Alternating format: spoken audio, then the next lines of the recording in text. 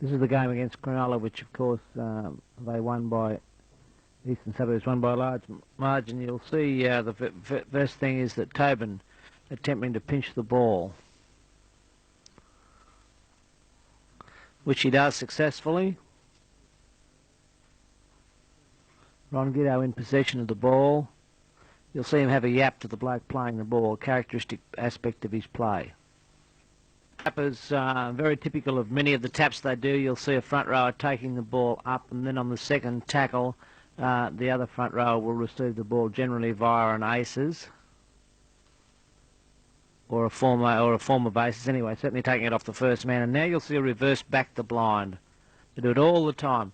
The receiver in that case was the fullback, and it was done by way of a koi, and their term for a koi is a shadow. It was Terry Fayard this game playing on the right wing, attempting to bump off as he takes the ball up.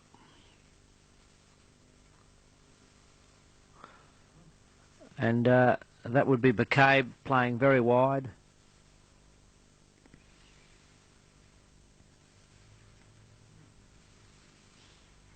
Now this is Masterman on a loose ball from a tap.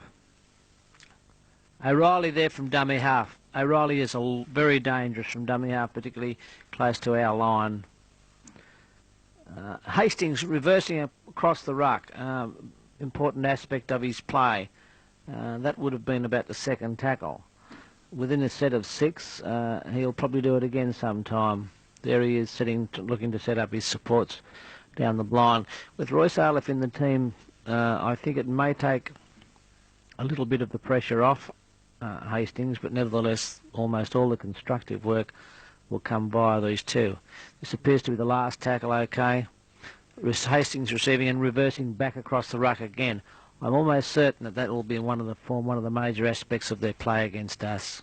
Replay of a try which they have scored. It's O'Reilly slipping the ball to Bowstead. Of course, the ball looked forward, but still, that doesn't matter.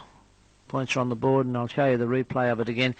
He's thinking of himself very much as a silvery ball player, O'Reilly, rather than an honest, bloody, hard-working forward, which he once was. And that's one occasion where he did get the ball away. This is a replay of a further try. You'll see Hastings running from the scrum base, dummying and going himself, a major aspect of his play. Throws the ball back inside to the 5/8 Warnigi, who was playing in this game, who picks up the lock, Tobin.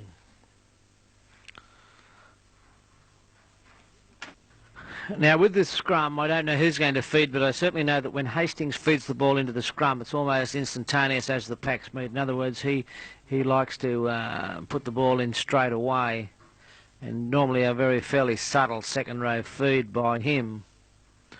Okay, they've won the ball. Tobin standing out of the scrum. You'll notice that McCabe wraps very quickly coming out. There he is, wrapping very quickly straight out of the scrum.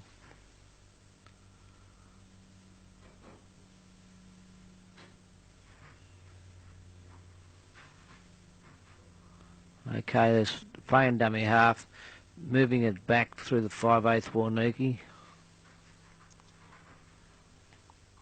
Harvey now in dummy half. Sort of a numbers back inside to O'Reilly. And loading to Hastings. Hastings picking up Fay, leaving his right wing.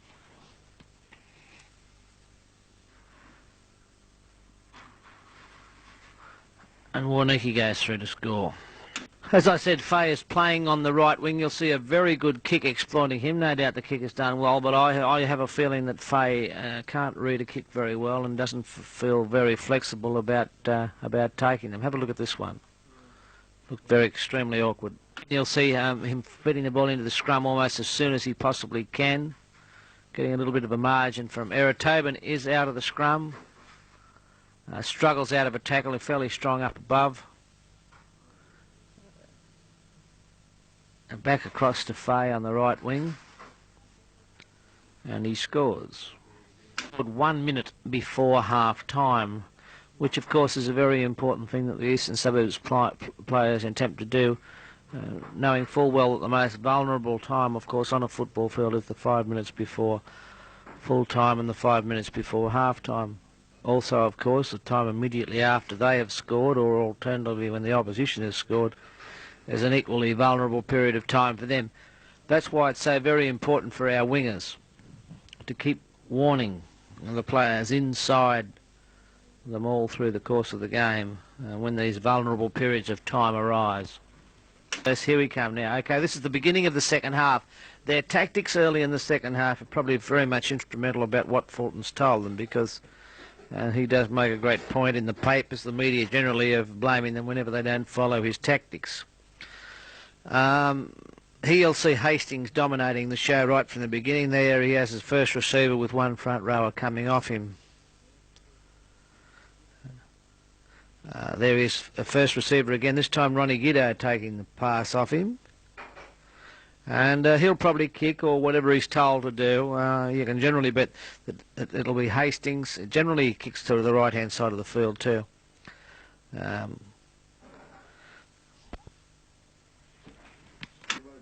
With this tap, the winger settles for a start, and they do an aces through Brown, which is pretty much characteristic of the second tackle following a tap.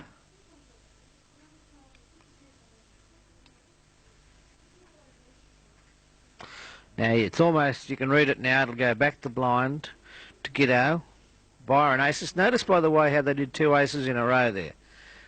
You can read it on the field that whenever they do one aces, it'll immediately be followed by another aces. In fact, there's about three of them in a row. And of course, the big thing with aces is that you don't hesitate, that you don't allow them to get outside you so that you're on a 2-on-1 situation. Further tap. Okay, Harvey takes it up.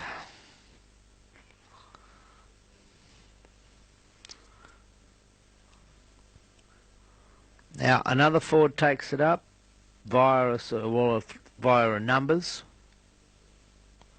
Now this time, of course, they look down the blind for Giddo or out wide to Cleel. Okay, Giddo takes a run himself.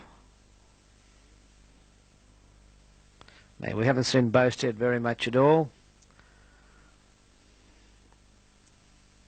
but he'll make a slicing run here very shortly. There he goes.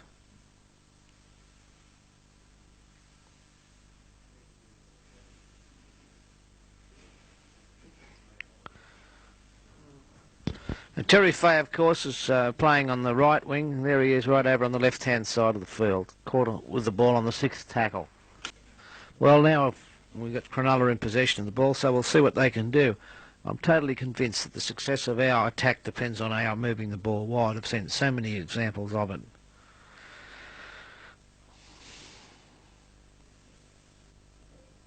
It's just keeping the ball alive and then moving it wide wherever possible. Now you'll see when they move it wide here, you'll notice an interesting thing. McCabe, of course, who plays wide during the entire game, he's caught on a situation with a centre out wide where he doesn't quite know what to do by the water rat, and there you go, just a simple case of a 2-on-1 in situation, a little bit of a dummy, and through they go for a try. Bosted's in dummy half from the scrum win. Got a good run by Terry Fay here. Bump off run, running from dummy half. No, he carries the ball fairly high too, and you can pinch it off him. But it's using his strength and his strong legs. He rarely looks to pass. O'Reilly receives the ball here. I want you to have a look at this shortly too. There's Warnegi with the ball now. Of course, playing second grade against us. One of the heroes of their 41-5 win over us. But there is O'Reilly with the ball, thinking himself as a tail player now, as I've indicated to you, attempting to pass the ball and losing it. Okay, Terry Fay putting himself on the right wing, but into second marker. Notice that the marker goes the other side and throws it back to where Fay's wing has left his wing, and makes it quite a good run.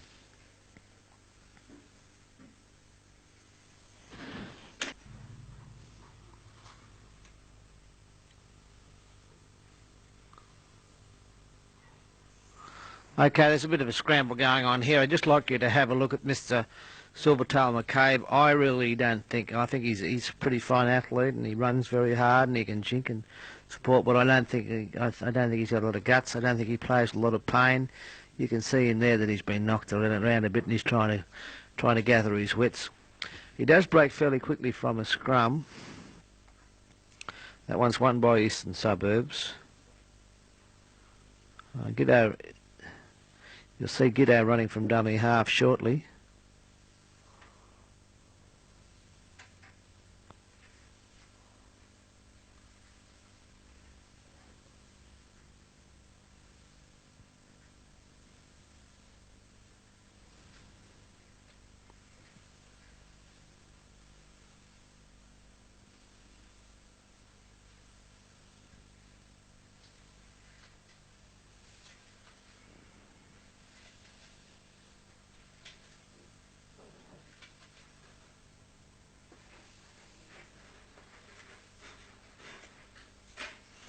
Ronnie has a little bit of trouble unloading, but of course he did a very good dummy then and almost broke through and did the right thing and scored a try, or set up a try play, because it shows one of the major aspects of their play, which is the other centre decoying inside. In that case it was number 4.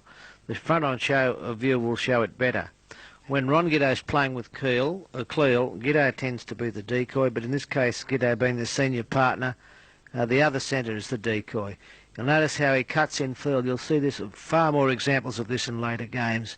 May have got a glimpse of him decoying inside a couple of seconds before that.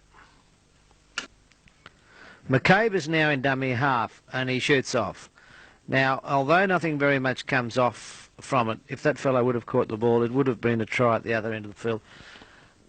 Very rarely gets into dummy half, McCabe, but when he does, extremely dangerous.